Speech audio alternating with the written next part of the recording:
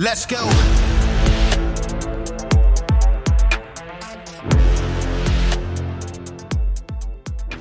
Welcome to Citizen. We got a very special guest today, Ole Miss professor Rankin Sherling. Hopefully I'm saying that right. I don't know how else you would pronounce that, to be honest. Rankin, yeah. Yeah, that's it. Let's get into your background a little bit. Where'd you grow up? I grew up in a little town in the Mississippi Delta called Yazoo City, Mississippi, Yazoo. It's the whole region is a very distinct region of Mississippi. It's flat, almost treeless in lots of places, lots of cotton. There's big difference in wealth. There are very wealthy people there, very impoverished people there. Overall, it's probably 80 to 85% black, 80 to 85% impoverished, and the wealth line kind of runs right along the race line. So that's a strange thing. I mean, I grew up a minority in my town, which was 80% black. And but the two cultures do mix really well there, and it's created a type of culture that produces lots of musicians, lots of writers, and we know how to have a good time there. It's kind of close to the river, and so it's a little bit. It's like a subculture of Mississippi for sure. That's interesting. How did you get into, I guess, academia? What was high school like? What made you decide to pursue Yeah, that? man, I'm the least likely person to have become an academic. I really hated school. I made great grades because my dad was a disciplinarian, and but I just didn't really like school. I liked to read, but really I was an outdoorsman and an athlete. I played sports in college. Um, I became an academic almost by accident, really. I After 9/11, I went down to the Marine Corps recruiting office and asked them if I could join and be an officer, and they said no because you're not finished with your degree. I said the same thing to the Army on the same day, and they said no. And then I went back and told my grandfather, who was my hero, fought in World War II, uh, that I had done that. That's what my goal was. I was going to finish up my degree and then go into the military. And he just lost it. He never talked to me ever like that again or before. He just completely lost it. He was in the Army Air Corps and had been on Okinawa when there were bodies stacked up like firewood, and he just lost it. And so that kind of I figured I'd better find a different plan. And I went and talked to the professor here at Ole Miss at the time about getting in the master's program. He was the graduate chair at the time, and he laughed in my face. Which, and if you laugh at an athlete's face, sometimes you find out you're not going to do that, and not have me try to prove you wrong. And so then I just fell in love with the whole thing and realized it's a type of combat, it's a type of competition. It's not physical like sports, but it is. I played point guard, so there's a lot of mental competition in point guard, and there's a lot of obviously intellectual and mental competition between scholars, and I fell in love with that. So that's the short story. I ran into all these other really cool guys that were not your typical professors as well. They weren't in history like me, but they kind of adopted me. The old timey Southern.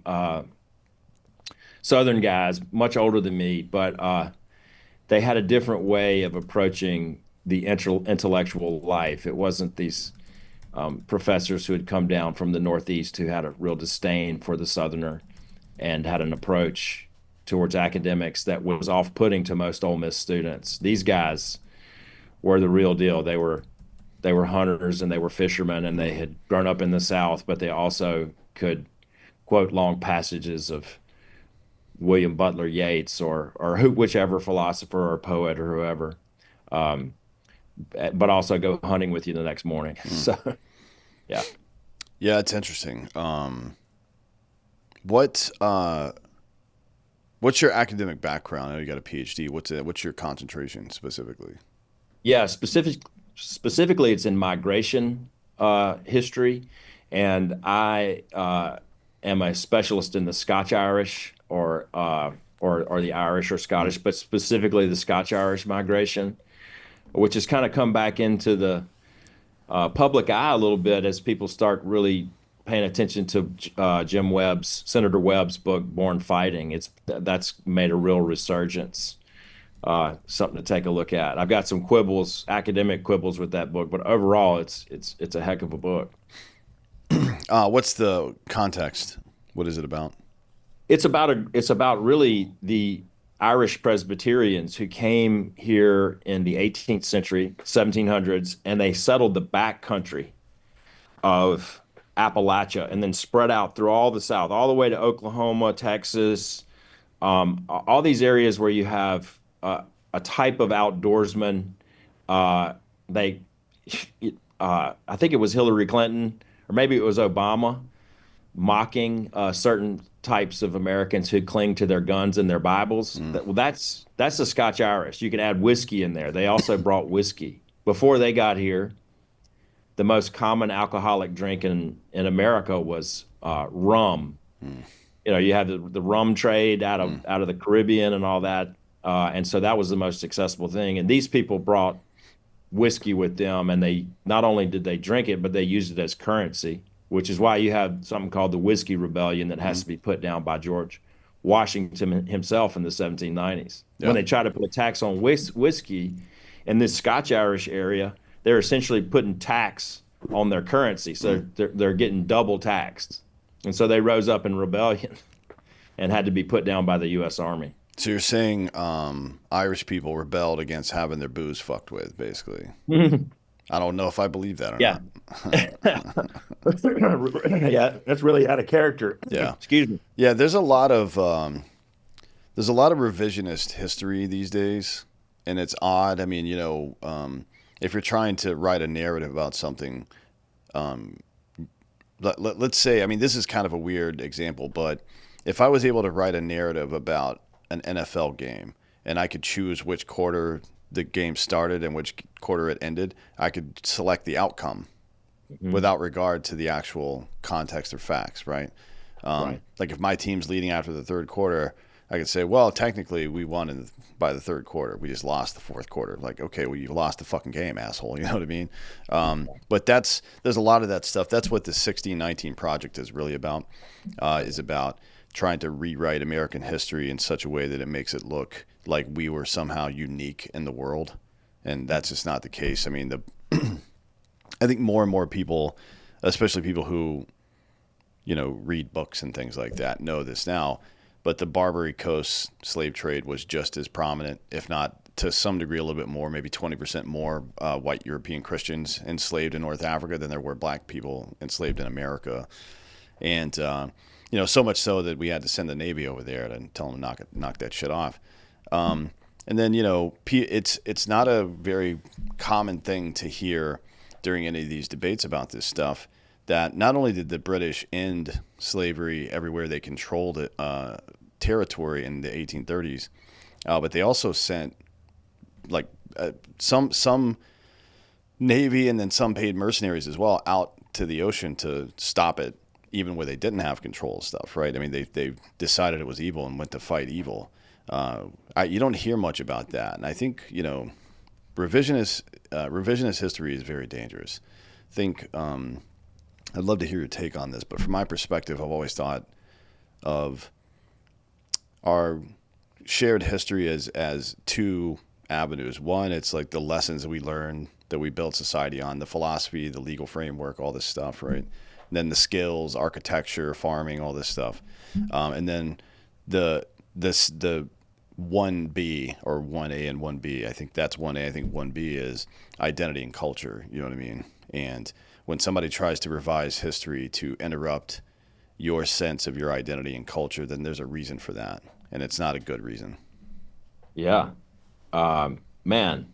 Well, you've put the your finger right on the problem. and lots of big problems. So there's few things that I'd just say. One is I've heard that the British Empire spent 13% of its Hmm.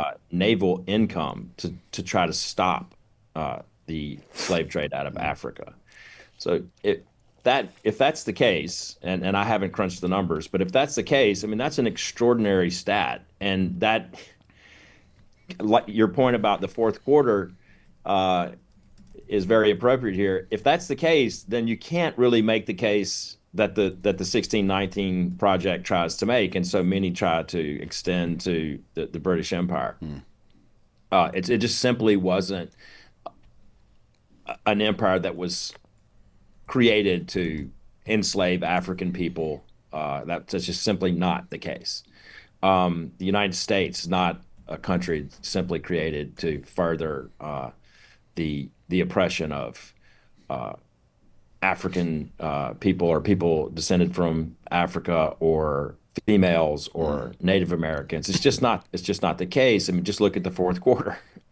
Um, yeah, another thing that you mentioned is that there's a reason that people are attempting to do that, and um, I don't know how deeply you want to go into what the people call critical theory today, but Go all the that's way into it, Phil. okay. Yeah, go Uh, for it. that's essentially neo-Marxism. Hmm. And you may know the story. So you have Marx, and then you have lots of people who are Marxists who are expecting a revolution and an overthrow of capitalism and this dictatorship of the proletariat to ensue and all that kind of stuff. Well, particularly for Germans, they had, if you really believed that and you were lived in the 19 first couple of decades of the 20th century, then not only did it not work, but you've got members of the working class in various degrees killing themselves for the capitalist and from their point of view for the capitalist leaders and societies. And then you have the development of fascism. And so in this group, in that area, you have a group of scholars who create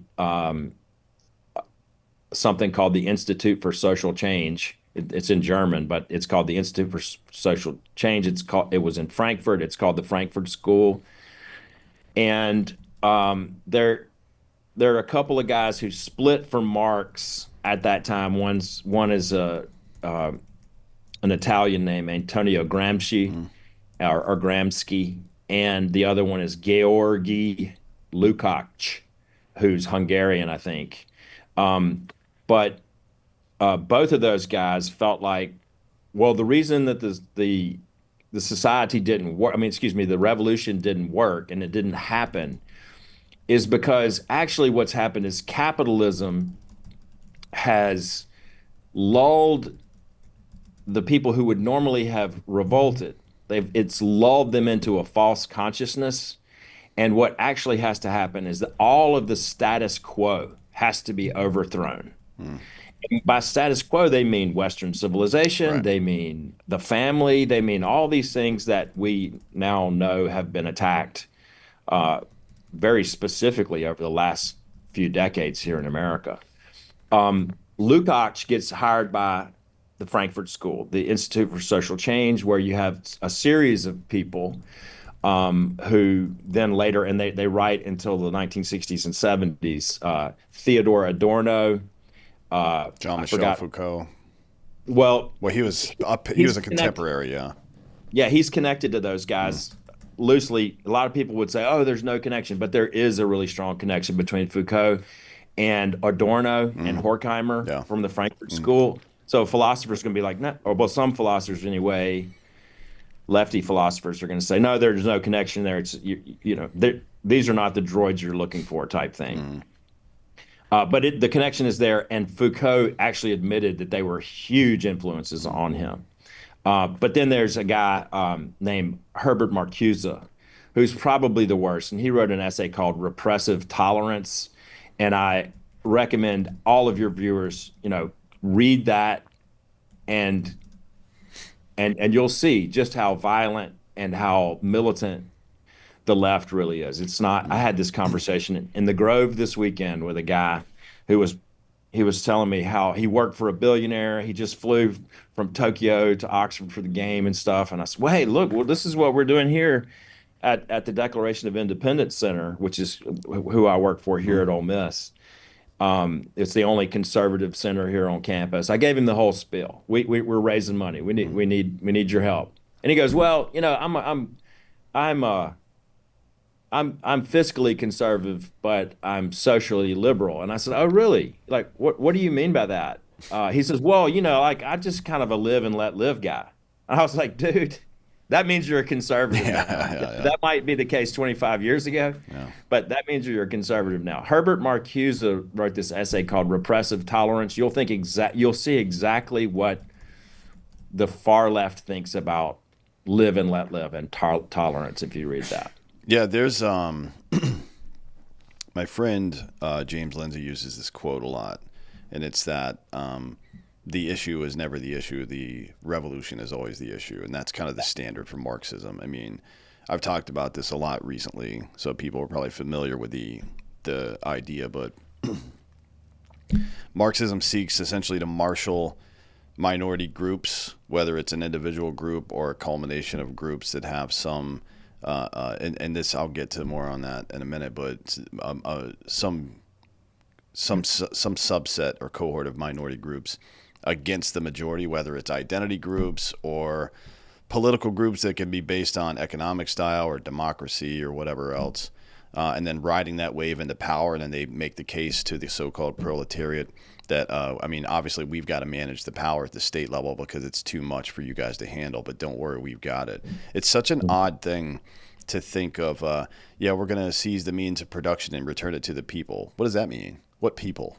You know what I mean? It's such an odd thing. Yeah. But then, you can see why, because to somebody that doesn't understand what collectivism is, and it comes from the right as well, if somebody that doesn't understand what collectivism is will see this group of people. I think the best example is Queers for Palestine, where these are completely unrelated subjects, and also these two groups are completely adversarial in reality. However, lumped together as some kind of activism group because it's based on the same idea that the majority group is responsible for all of our problems. We have to take them down, but it's all a ruse for some bad actor or another to seize power. Same thing from the right with fascism. It just tells the majority group that this minority group or that minority group is responsible for all their, but not us that are in control of literally everything. It's this guy over here, Dave down the street is fucking you up. So we got to get Dave. You know what I mean? So it's the same dumbass idea, but Marxism there's a level of intrinsic violence to it that, if you read Repressive Tolerance is a good one to read, but if you read any of the works that came after the manifesto, very few of them are talking about peaceful change. They use that they're clever about it, but they use the buzzwords. You know what I mean? Like revolution, for example. What does that mean? Hmm. Well, yeah, I mean, so there's a lot there. Yeah, this neo-Marxism in particular, they do away with the idea of the proletariat, which is why so many people on the left, I think probably well-intentioned, like good moderate leftists, they probably think, well, this idea that the right has, that this is some type of Marxism, this is foolishness. They've never read the Communist Manifesto because, right, it doesn't look like they're attempting to create the dictatorship of the proletariat or do anything that Marx actually said. It's the neo-Marxist group. This is known as critical theory, actually. So the neo-Marxists from the Frankfurt School created critical theory. So when you're talking about critical race theory, you mentioned James Lindsay. He wrote, what is it, Race Marxism? Yeah. He wrote a new book that it's good, called Race Marxism, I think. And he walks people through that really well. There's another book that's written by a lefty named Martin Jay called The Dialectical Imagination. But that came out a long time ago. The most recent edition, I think, is 1996. And I mean, it just plainly states that the goal, starting from the 1960s, was to quote unquote march through the institutions. This is what we saw the left attempted to do here with our education system, elementary school system, with our media, and it really they got very close to really overturning every single norm that we had in society, which is that's exactly what Lukács was trying to do to help bring on quote unquote the revolution. And the revolution he's talking about is a Marxist Mm. revolution. So let's one more time, just hit the high notes. Explain the difference between Marxism and neo-Marxism. Like Yeah. what is it? What is it that evolved? I guess. Yeah, so the way that I think that's a good point. The easy way to distinguish is that neo-Marxism comes from these guys like Gramsci, like Lukács, Adorno, Horkheimer, and Marcuse, but especially the first two. They're disappointed and confused about why the so-called revolution didn't occur like Marx predicted. And so their assertion was that the people who normally would have risen up developed a false consciousness. They were basically kept too comfortable by capitalism to rise up. And so what they needed to do then was separate or liberate people's consciousnesses so that they would rise up. And that doesn't just mean like the working class. That means anybody who's not, you start to see this really, really early, like in the teens and 20s. Anybody who's marginalized by society at all. And so what they want to do is overturn every single social norm, every single bit of the status quo, which would then allow for the revolution. So this whole false consciousness stuff, although it's mentioned by Marx a little bit, that's where it starts to change. The whole neo-Marxist effort is because of disappointment that the revolution did not occur the way Marx predicted it would. And so neo-Marxism kind of developed into that. If you had to guess the amount of any age cohort who engages in this nonsense, would they be able to explain to me what you just explained to me? Because I feel like if you say it out loud, you have to be pathological to think that that's okay to behave that way. In my opinion, you know what I mean? Yeah, I don't think there's going to be very many people who are able to do that. You know, there's a few movers and shakers behind the scenes who are actively trying to do this, like Kimberly Crenshaw and Robin DiAngelo and those types of Ibrahim people. X Kendi. Ibram X. Kendi, yeah, Yeah. those types of people, they know exactly what I'm talking about, and they don't want people to know that. What they'll do is say, look at this person who's marginalized, and they'll use their natural sympathy or empathy and weaponize it against somebody that they can, like you mentioned earlier, you find this group and you're able to blame this group, and suddenly all your problems, at least theoretically, make sense, and you can treat them terribly, uh, and you get to wear this, you know, throbbing virtue signaling halo over your head, and that's really seductive to a lot of people, and it has been throughout history, but certainly to young people. Yeah. Have you ever? I wonder if there's been any real in-depth study over the history of Western civilization about what social currencies were prominent during what periods of time. You know what I mean? If you look in, let's say the entirety of American history up until the middle part, probably until the 1960s, the social currency was typically things like respect, being a good man, honorable man, doing well in life, being charitable, shit like that.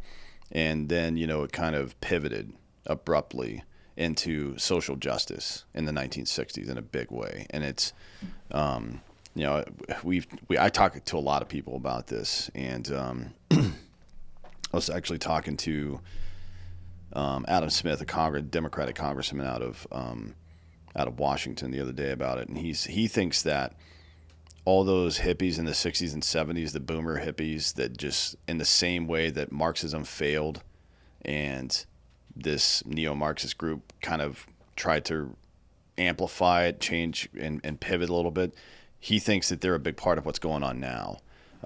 Like you'll notice that if you see any of these protests, it's one of two groups. It's either college kids or it's old people, which is very odd, right? I mean, it doesn't really fall in line with I think it was Churchill who said that a young conservative has no heart and an old liberal has no brain or something like that. Yeah. Yeah, it's like he thinks they're just like hungover from getting their ass kicked in the 60s and 70s, which by the way they won. The Yeah. part that was meaningful they won, right? I mean, which is it's such an odd thing, but yeah, I wonder.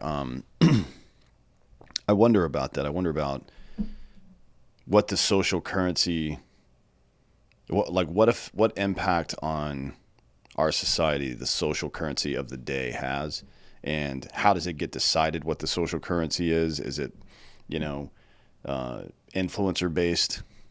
Like our heroes went from, dudes who left Hollywood and Major League Baseball to go fight in World War II, for example. That's Yeah. what it was, and now it's something quite a bit different than that. You know what I mean? So I wonder if there's a chicken and egg argument.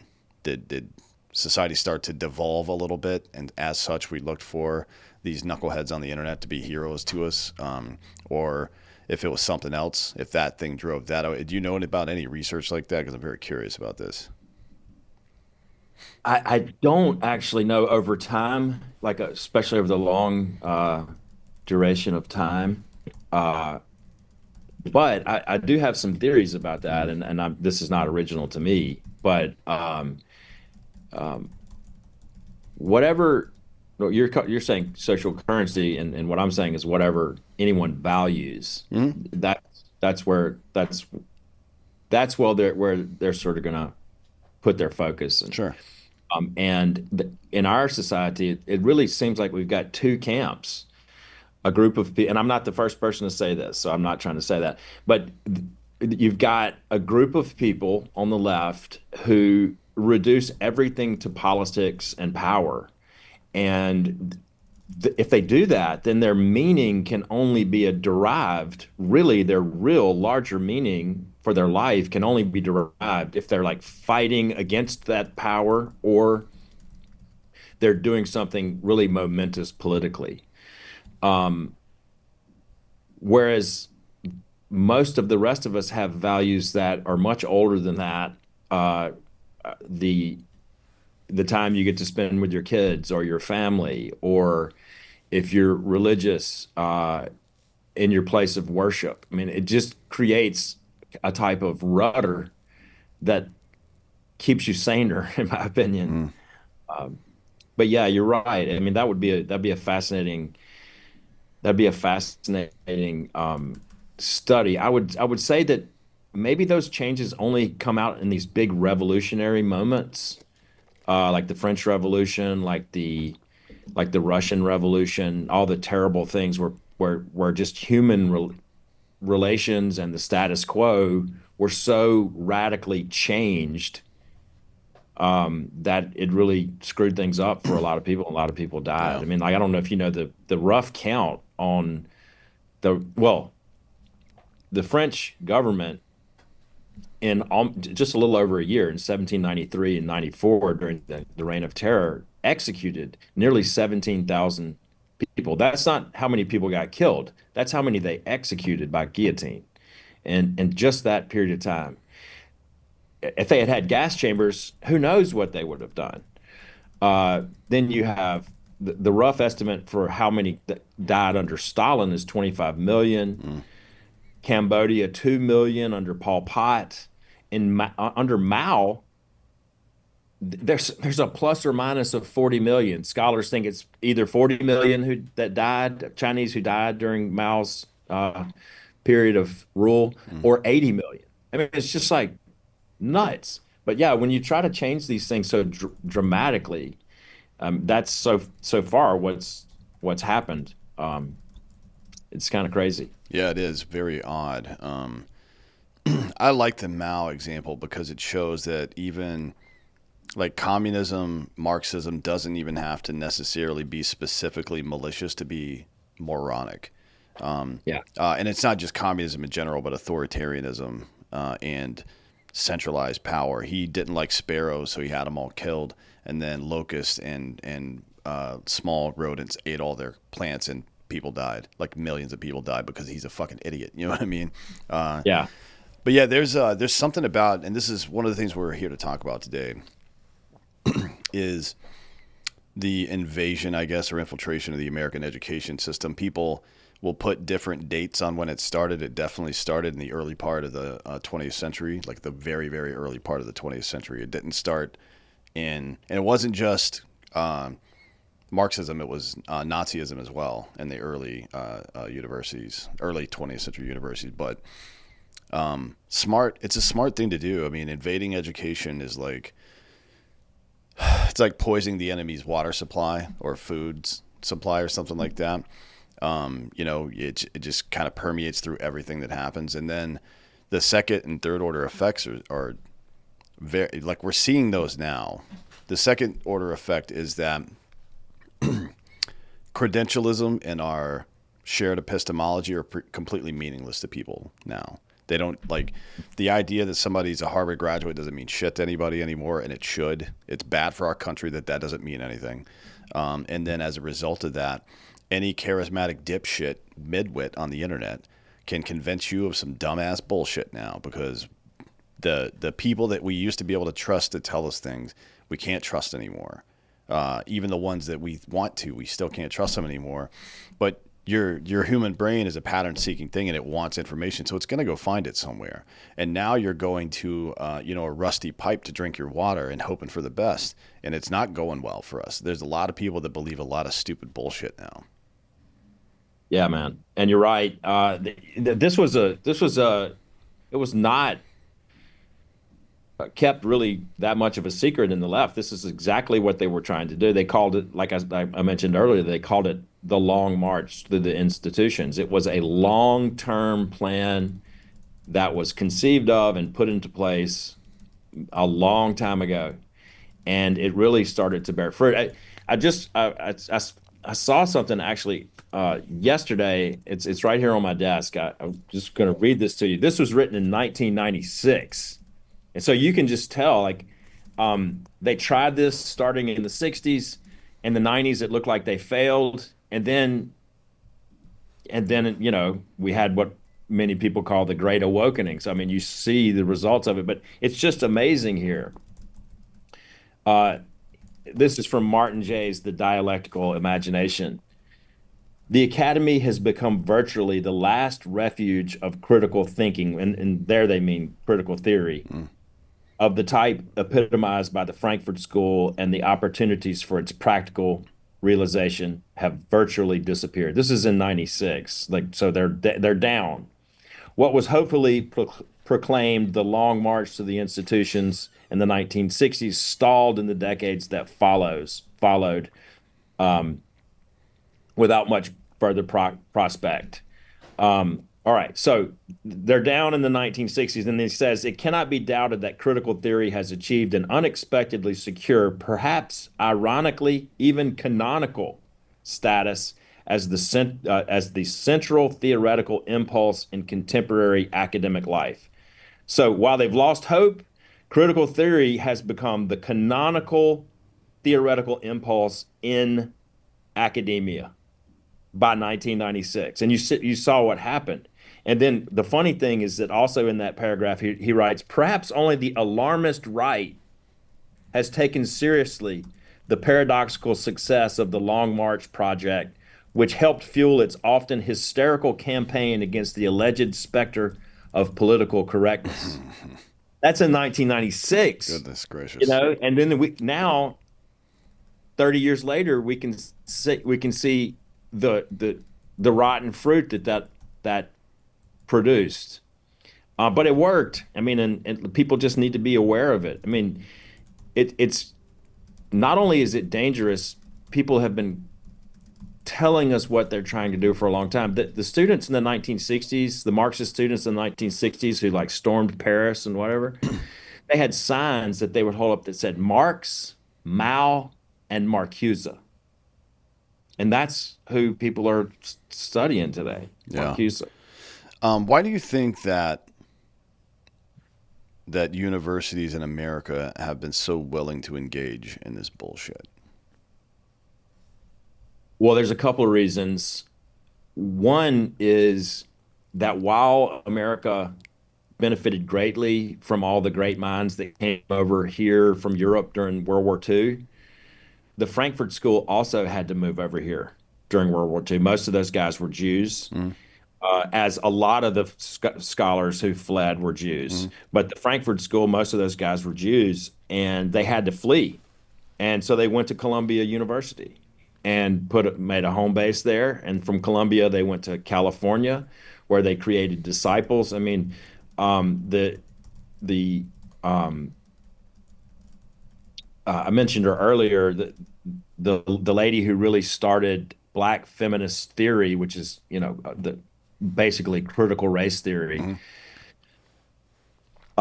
Kimberly Crenshaw, she was a student of Herbert Marcuse. They created disciples wherever they went.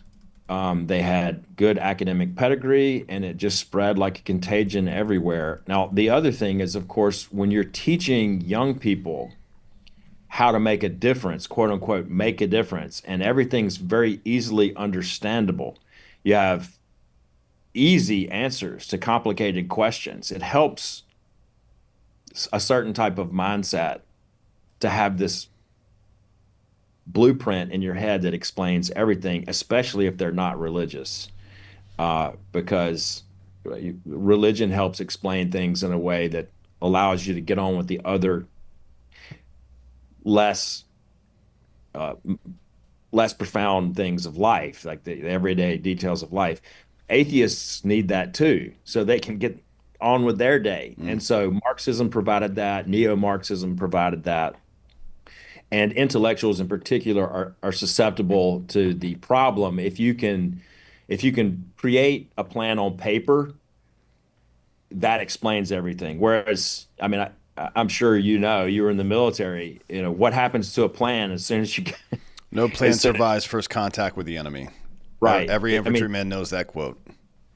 right. And everybody who's had any real world experience also understands that just because you can create a perfect plan in your head or on paper, it it doesn't mean that it's going to work in real life. But intellectuals, because one, they're intellectuals, they spend a lot of time just in their own head. But two, they don't really live in the real world. They live in academia, where they just get a paycheck every month and they show up and teach their students. It's not like they don't work hard. They do, but it's not the same as running your own auto shop business or Mm. something like that. I mean, where it, you can't just stop if it's 5 o'clock, Yeah. if you're trying to make a living.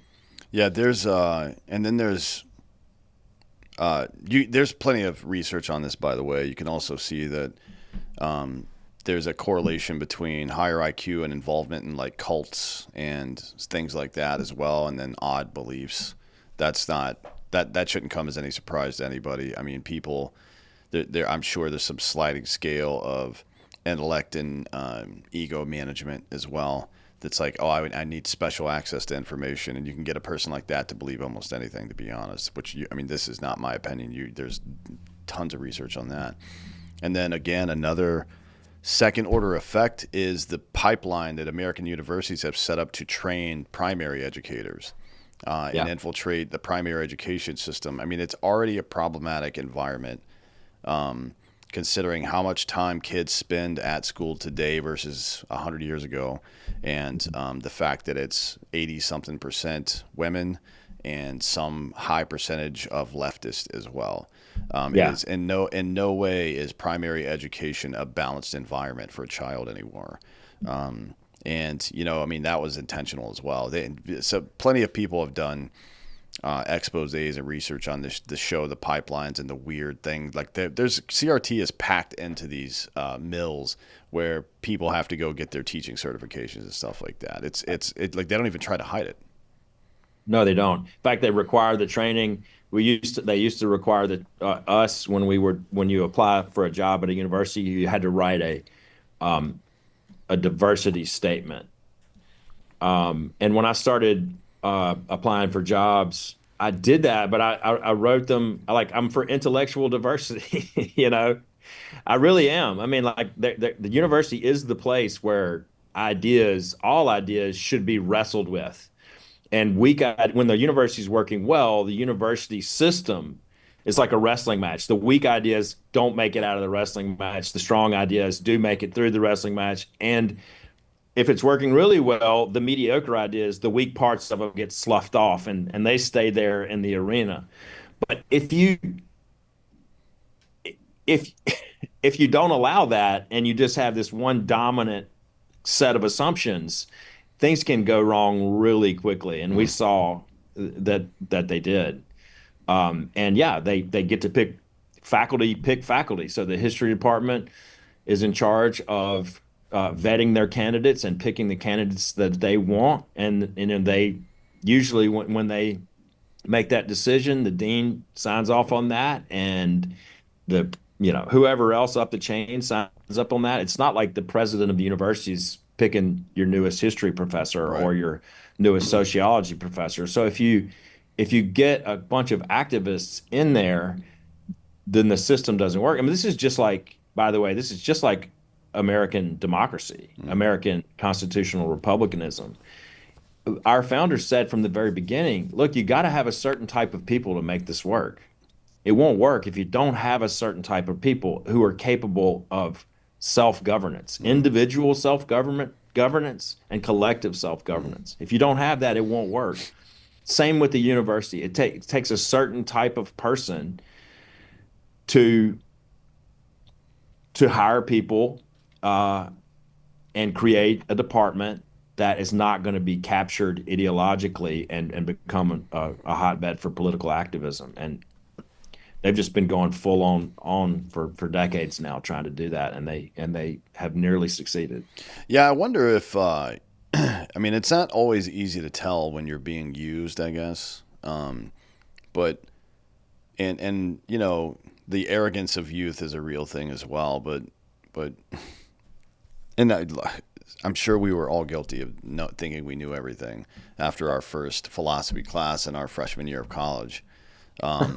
But certainly the mind rebels at some point at the idea that I'm the expert at 19 or 20 or 25 or whatever, right? I mean, this is, I don't know. I see there's a couple of, and we could talk about beatitudes, I guess, but there's a couple of traits that a human being should have. One is gratefulness, probably. I think everybody should feel a little bit grateful for the fact that you're even alive in the first place, and that you were born in the best country in the history of the world. Humility. Humility is a very good. I don't even know how to phrase this. Humility is like it's an important guardrail against believing stupid bullshit.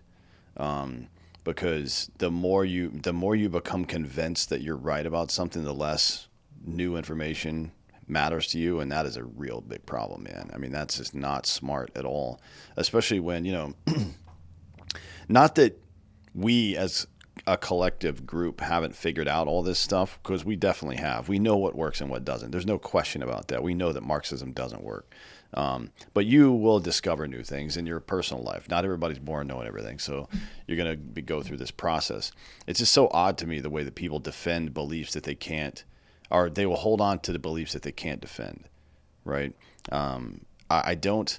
I think we've just failed so much in primary education. You know what I mean? Like, we don't study the classics anymore in any real way unless you maybe you take an elective in college, but unless you're a classics major, you're probably not seeing much.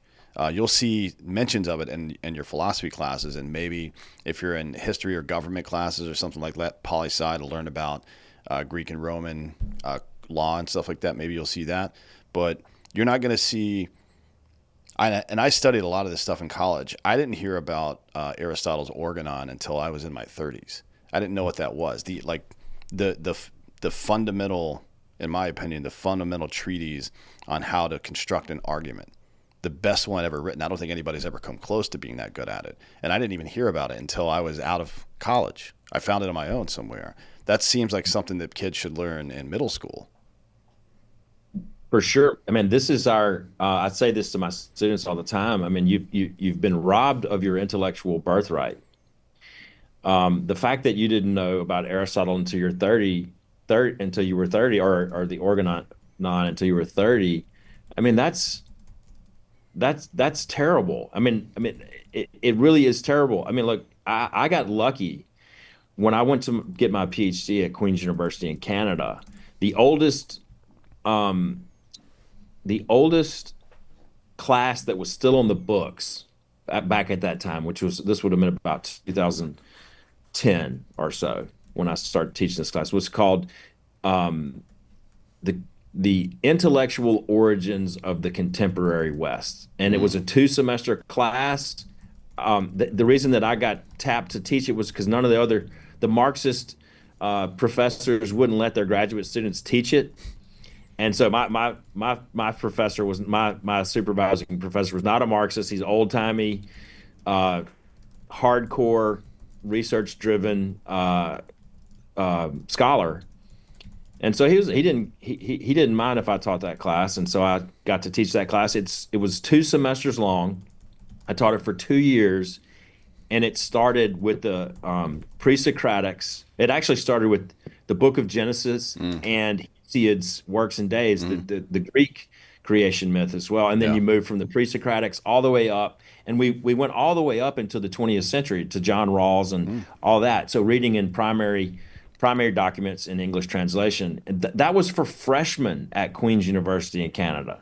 Now the left hated that class so much that they finally succeeded in taking it off the books.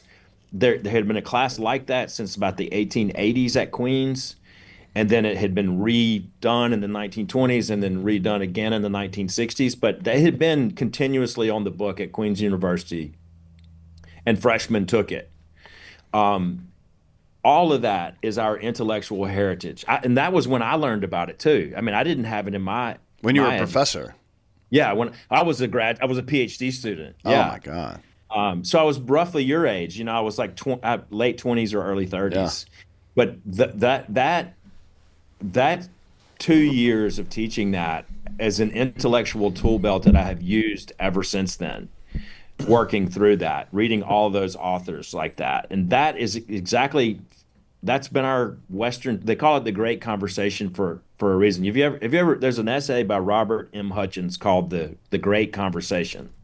He was the president of the University of Chicago for a long time, and he probably died in 1975 or something. But he wrote this wonderful essay.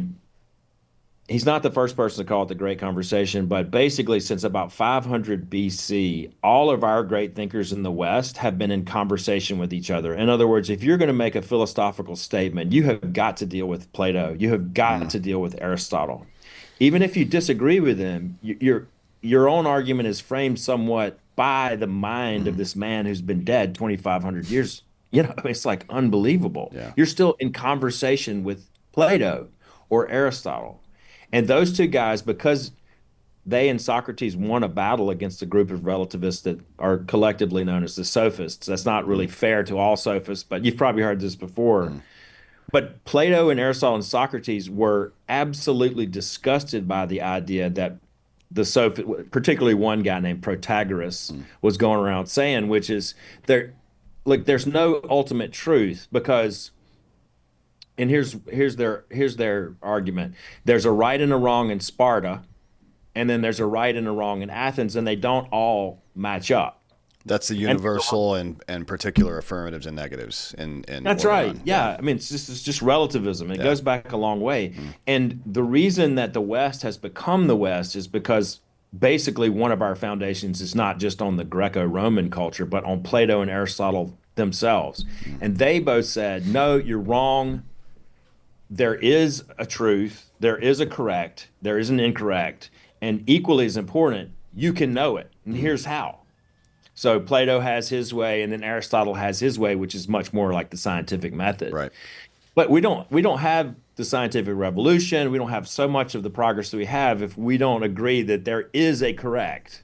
Yeah. It's not simply the correct, like the critical theorist would say, there's a correct because there's a group who's in power, and that group who's in power decides what's correct and what's not correct. And that is always in their own interests. So this is why you have these people. If you buy that, eventually down the line you'll believe that, well, science is racist. Yeah, yeah, Because, yeah, right? There is a logic to it, but you have to be skilled enough to see what you're being asked to believe. yeah. Yeah, it's crazy, man. I mean, it's not even just like the dialectic. It's not just the conversation and then rejecting sophistry that comes as a result of. I mean, Aristotle, like organon is 2 + 2 = 4. It's the basic mathematics you need to do anything else in life. Like you can't. We don't have conditional statements in computer programming, like if-then statements, without that. That's what they're based on. Literally, they're based on this. Most of the algorithms in this stuff, and it goes to, like there's. I tell people this all the time because there's a lot of people saying a lot of dumb shit on the internet these days, and what you will get is just a flurry of probably mostly true facts combined together in a very quick amount of time, and then a conclusion drawn that has no relationship to those facts whatsoever, aside from they're the same subject. There's no causation or correlation or any of that. And then the human brain thinks, well, this guy knows a lot about the subject. Clearly, this must be correct. That's not at all how a real argument works.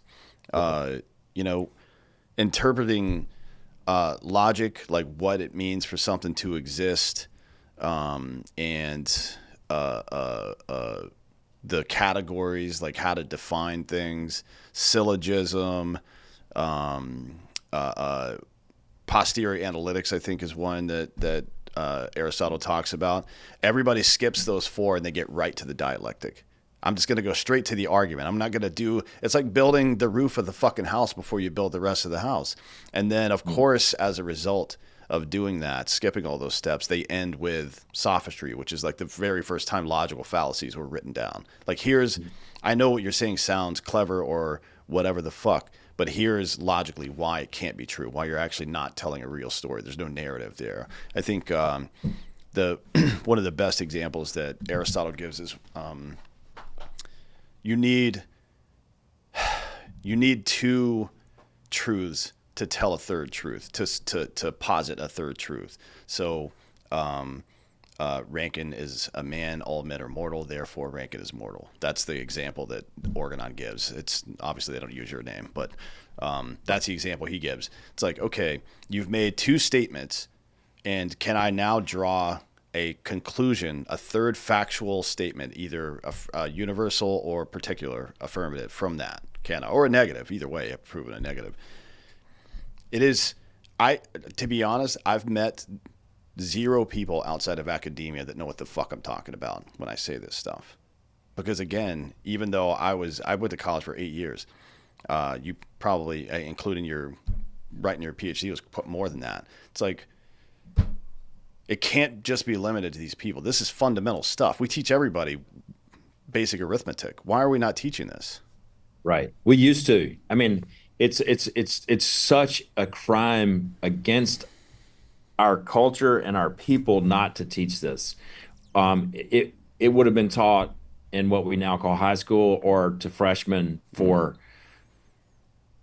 I mean, I think the first European university started in 800 something AD in Italy in Bologna, and then in Paris in I think 900, and then Oxford like 10 something, and that's what they would have started. I mean, they would have learned Latin and learned Greek, and they would have learned to read Plato and Aristotle. And at one time in our history, not too distant history, like maybe in 1950, every single freshman at a university in America would have been familiar with Plato and Aristotle. It would have been their common currency. Like today, All of my students grew up reading Harry Potter.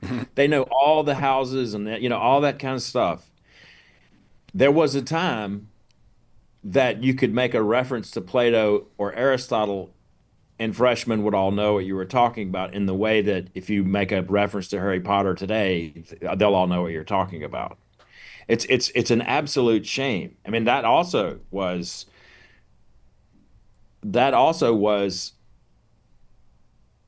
a formulated attempt to undermine Western society by the same group of people. They're the ones who got rid of that. They're the ones who gutted the curricula all over the country. I mean, there's a famous example. I can't remember now if this is still the case or not, but just a few years ago at UCLA, if you wanted to get um, a, a major at UCLA in English literature, you would have had to take gender studies, a critical theory class, all these kinds of uh, activists, leftist activist types of classes to get that degree, but you would not have had to learn or take any classes in Shakespeare. You could if you wanted to, but you didn't have to. It's just like we got everything kind of whacked. So this is something that you're obviously pretty passionate about, and you are at one of these universities. So what's that like? What's it like being there? And then what's your goal and strategy? What are you working on right now to combat this nonsense? Yeah, I'm at the University of Mississippi where I went as an undergrad, so this is a dream come true. Very few people in academia get to come back home. So I've been gone for a long time. I mean, literally, like your literal birthplace and the university you got your undergrad at. Yeah, yeah. My grandfather, my grandparents went here. Like my got probably and way back before that, I grew up an Ole Miss fan. So my brother played football here. This is a dream come true. I mean, I love Ole Miss, and I love the town of Oxford. And it's a second dream come true. Ole Miss started the first um, center uh, explicitly based on conservative values um, at a state university in the country. It's called the Declaration of Independence Center for the Study of American Freedom, and I'm the associate director of that this center. We're right here in the center right now. Um, all of our classes are based on the founding documents. So, like, we have an introductory class, and then we have large, more specific seminars. But in the introductory classes, they're going to read the Declaration of Independence. They're going to read the Constitution, the Bill of Rights, the Federalist Papers. We'll go through those in depth. We'll talk about the intellectual um, antecedents to those documents. We'll talk about the particular kind of mixture that was created here in America that make all of those things that have roots in the Western tradition uniquely American, right here in America. We talk about slavery. We talk about all kinds of things. We're not trying to erase any problematic episodes in the past, any sins of the past. But if you give America a fair shake, if you in other words, if you let them watch the whole football game, all Hmm. four quarters, we're going to come out ahead. Yeah, it's not even Period. it's not Compared even to any close. other country in the world. Yeah, isn't it odd? I mean, so odd to me, and I guess this is just how people are. But um, both, this is not unique, by the way, to the what I consider to be anti-West and anti-American people that are inside of our country. I think that people that are patriots as well are grossly not misinformed, but poorly informed is probably the better way to put it. You mentioned all those texts before. Um, I've met no one, again, outside of academia that's ever heard of the textbook, The Preceptor, which every single founding father would have read. Now, it's a difficult read now because of some of the language, to be honest.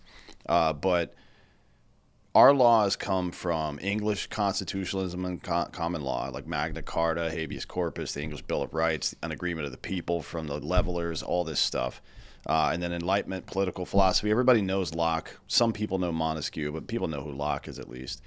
The Blackstone commentaries, the classical republicanism from Rome and Greece, which you mentioned before, the Beccaria, all this stuff, natural law, all these philosophical takes on natural law over the years. By the way, contemporaries of Julius Caesar wrote about natural law. You know what I mean? This Cicero wrote about natural law. This isn't a new idea that just popped up in the Enlightenment period with Locke. This stuff's been talked about for a very long time. And then you can look at even if you're really interested in some of the other stuff that I guess came later after, like the difference between the British and the Americans, like the Iroquois Confederacy, or the way that like I guess conservative Christianity kind of influenced the state constitutions and stuff like that. People don't aren't really super familiar with most of this stuff, and I feel like if you're going to talk a lot of shit, you should probably be familiar with it. Now you mentioned that class, Intellectual Origins of the Contemporary West. Do you still have the reading list for that course? Because I would love to get my Sure hands on do. that. Yeah, man. I still have it. I still have the syllabus. I've got the textbook, everything. Queens has since then, the history department has since won the battle against that and eradicated it. But it's a shame. We have plans to resurrect a class like that. So we have classes on the American tradition, but we also think that the Western tradition itself is Mm-hmm. good and should be saved. Yeah. And so we're working on creating classes that will be based on that course. I would love to get my hands on that reading list at least. I'll send it to you today. Yeah, Yeah. and then as well, I'm sure since you went to Queens, you know how Jordan Peterson came to prominence by putting his lectures on YouTube for free, basically. Yeah. Yeah. I think if you're going to put anything out there on YouTube, that would be a good one to put out there. Yeah, for Just sure. like holy shit, because it just doesn't exist. I No, and you're then right. you mentioned it. It's intentional. It's definitely Yeah. intentional that it isn't out there. Yeah. Yeah, Um, we're considering going ahead and putting our lectures online. mm, But we're just kind of like of a startup right now. And scrambling to do as many things as possible. We just hired Gad Sad, by the way. I love don't him. know Yeah, if you yeah. Gad. Parasitic mind. Yeah, Parasitic Mind. Yeah, yeah. he texted me today, and the his new book, Suicidal Empathy, Mm-hmm. has been submitted. So Yeah, yeah, yeah. He was supposed to be on the show like a couple months. I don't know. He had some tummy issue.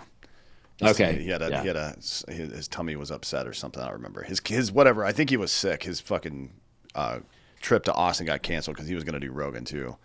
So okay, I'm sure he's going yeah. to come back once the book is ready for publish. I'm sure he'll come back. So yeah, looking forward to having him on. Who else is involved? If you have anybody. Nobody that's huge like that you would know. But we've hired some really sharp guys. There's not a whole lot of conservative people who have PhDs. Mm, You have to have a PhD for us to hire you to teach these classes. And we found some really, or an MFA. In one case, we have a guy with an MFA. He's a novelist, but he was trained by these great thinkers, Leszek Kolakowski's, Francois Furet. Here's two books for you, by the way. mm, Kolakowski, he studied, our teacher studied under this guy, Kolakowski. Um, it's called The Main Currents of Marxism. the main currents. Yeah, currents like in a river Mm, of Marxism. mm, And the third volume in particular, you can get it in all in one volume now, but there's two chapters in the third volume that are just extraordinarily good and appropriate for now. One is called The Frankfurt School, and mm. one is called Herbert Marcuse. So those two chapters alone, which are incredibly dense and probably together are like 150 pages or maybe 200. I'm guessing, but they're long and they're dense. You'll have a very, very good understanding of what's going on through Kolakowski. So our guy with an MFA, he studied under him, and another guy named Francois Furet, Furet. He wrote a book called The Passing of an Illusion, which is absolutely extraordinary. Hmm. So we have guys like that. We have two guys that we hired from Hillsdale Hmm.